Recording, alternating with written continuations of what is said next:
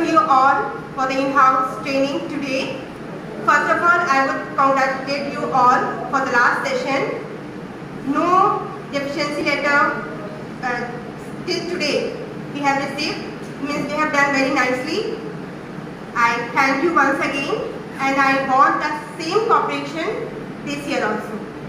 So for today's in-house training, our resource person is Savita Upadhyay Madam, and her topic is gamification in learning.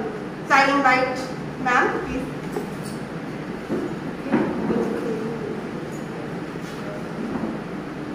Good morning all of you, respected principals sir and my dear colleagues. First of all, I would like to thank Sushma ma'am for giving me opportunities to present the topic gamification in learning. If we are a teacher, we already know and lots of your students love to play games. We can even use the games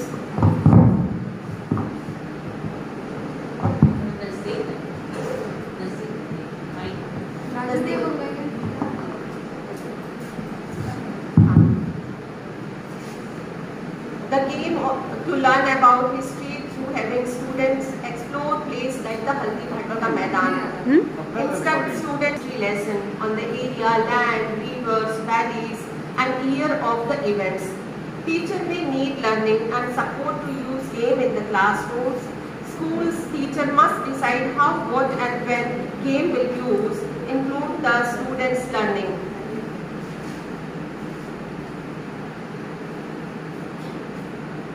अब मैं अपने subject से start करूंगी, history से। Gamification in learning बहुत अच्छा topic है। First time इस टॉपिक को यूज किया था अमेरिका ने। Museum across the world are using the gamification in learning.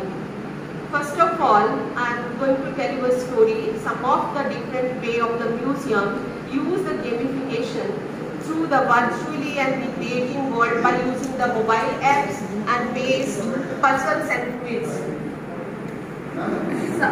United States of America ने Holocaust Memorial Museum बनाया वॉशिंगटन डीसी में, और इस वॉशिंगटन डीसी में जो ये Holocaust Memorial Museum था, इस म्यूजियम में जब भी कोई विजिटर्स जाता है तो उसे पता चलता है कि ये Holocaust क्या था। Now I am going to tell you what was Holocaust. Holocaust जो है वो नाजी किलिंग ऑपरेशन को बोला जाता है। The shadow of the Second World War, Nazi जो हिटलर की पार्टी थी उसने किलिंग ऑपरेशन चलाया। बहुत सारे ज्यूज, जिप्सी, पॉलिस, सिविलियंस जितने भी थे उनको किल किया। कैसे किल किया? गैस चैम्बर में डाल के, या तो बहुत सारे उसके फास्ट ट्रिक थे जिसकी वजह से वो इनोसेंट सिविलियंस को मारा करता था। बाद में ये जो पूरी की पूरी डॉक्यूमेंट्री थी पूरी दुनिया के सामने आई, पर कब आई? सेकेंड वर्ल्ड वॉर के बाद। सेकेंड वर्ल्ड वॉर में जाना कि हिटलर ने जर्मनी में इनोसेंट सिविलियंस के ऊपर कितना कहर ढाया है। तो अमेरिका ने जो ये म्यूजियम बनाया, इसमें क्रिएटिंग मीनिंगफुल एक्सपीरियंस, कैसे जो विक्टिम थे उन्हीं का उसने 3D वीडियोस बनाया, बहुत सारे एप्स बनाया और उस म्यूजियम में रखा। जब भी विजिटर्स उस म्यूजियम में जाते हैं तो वो बिल्कुल सामने उन इंसिडेंट को पाते हैं जो सेकेंड वर्ल्ड वॉर में उन लोगों के साथ किया गया था। कैसे गैस चैम्बर में उन्हें डाल करके मारा गया, कैसे उनको कई कई दिन तक भूखे रख करके तड़पा के हिटलर ने मारा था। बोला था कि ये और फिर हिटलर जो था किससे इम्प्रेस था? चार्ल्स डार्विन और हर्बर्ट स्पेंसर जैसे साइंटिस्ट के विचारों से इम्प्रेस था। उसका मानना था सर्वाइवल ऑफ द फिटेस्ट, यानी जो फिट है वही सर्वाइव करेगा। उसने यहाँ तक कि फिजिकली और मेंटली हैंडिकेप्ड लोगों को भी मार डाला। तो इस सारी बातों को यूनाइटेड स्टेट ऑफ अमेरिका के हॉलोकॉस्ट मेमोरियल म्यूजियम में बहुत अच्छे ढंग से डाला गया है, वो भी किसके थ्रू? गेमिफिकेशन के थ्रू। गेमिफिकेशन एक बहुत अच्छी टेक्निक है जिससे कि लोगों को हर बात बहुत नीट एंड क्लीन पता चल जाती है। अब गेमिफिकेशन के ऊपर मैं एक और अच्छा एग्जांपल दूंगी। फर्स्ट एग्जांपल जो है कि गेमिफिकेशन जो सिस्टम है लर्निंग का, ये क्यों इतना पॉपुलर हुआ।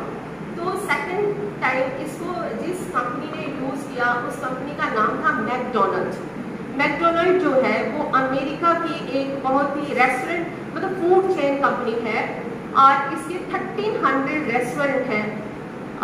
और मैकडोनल्ड ने अपने एम्प्लॉयज़ में ये गेमिफिकेशन इन लर्निंग प्रोग्राम को यूज़ किया, उन लोगों को बताया कि कैसे कंज्यूमर को इम्प्रेस किया जाए, कैसे क्विकली अपना सर्विस दिया जाए और इसका असर उसके एम्प्लॉयज़ के ऊपर भी पड़ा। तो company wanted to improvement in the service time और इसका रिजल्ट बहुत अच्छा देखने को मिला। मैकडोनल्ड कंपनी ने अपने हर एम्प्लॉयज़ का जो सर्विस था उसमें 7.9 सेकेंड जो है इम्प्रूव किया और ईच मंथ जो है उसे 18,000 पर रेस्टोरेंट से जो है प्रॉफिट भी होने लगा।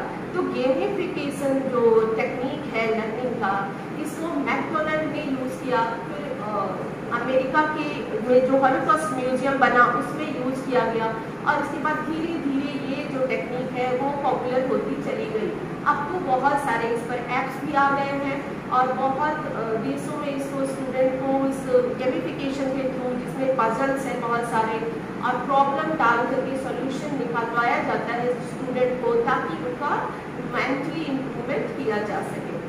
सेकेंड एग्जाम्पल में दूंगी कि किसने, थर्ड एग्जाम्पल में दूंगी कि इसको फिर किसने दोबारा यूज़ किया, वो थी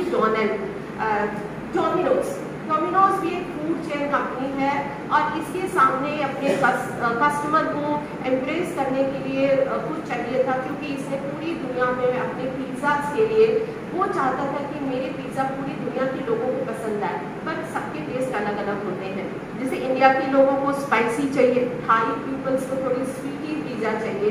तो इस तरह से उसने क्या किया कि अब वो अपने जितने भी एम्प्लॉयज़ थे उन एम्प्लॉयज़ को उसने ये गेमिफिकेशन के थ्रू पूरी दुनिया के लोगों को टेस्ट को वेरीफाई करने को बोला और इस तरह से ये टेक्निक जो है डोमिनोज में धीरे धीरे इम्प्रूव करने लग गई। Domino's decided to implement the gamification to achieve this and company used to interesting game, teach the learning and right way to making delicious and tasty pizza।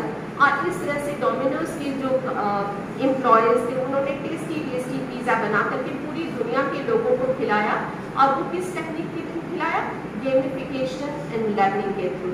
तो ये जो मैंने अभी आप लोगों को बताया कि गेमिफिकेशन जो टेक्निक है वो फर्स्ट टाइम यूज किया अमेरिका ने अपने म्यूजियम में डाला। वो कौन सा म्यूजियम था, हॉलोकॉस्ट मेमोरियल म्यूजियम, यानी उन लोगों को ये श्रद्धांजलि थी जो सेकेंड वर्ल्ड वॉर में in the set of second world war मारे गए थे इनोसेंट सिविलियंस, उनको श्रद्धांजलि थी through the gamification in learning के।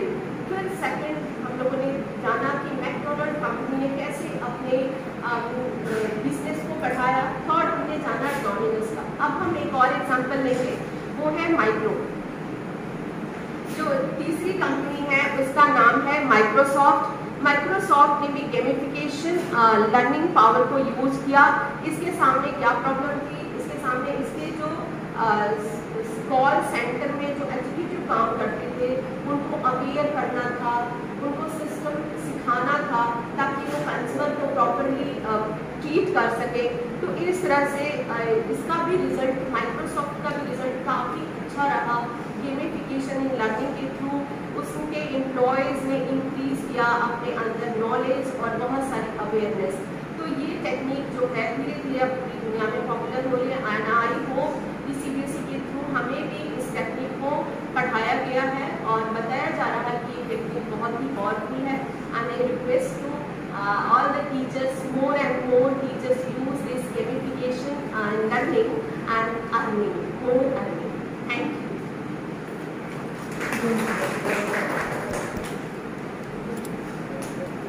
Thank you, Savita ma'am, for your informative session.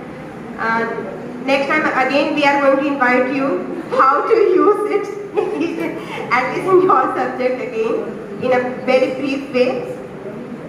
Okay, so thank you.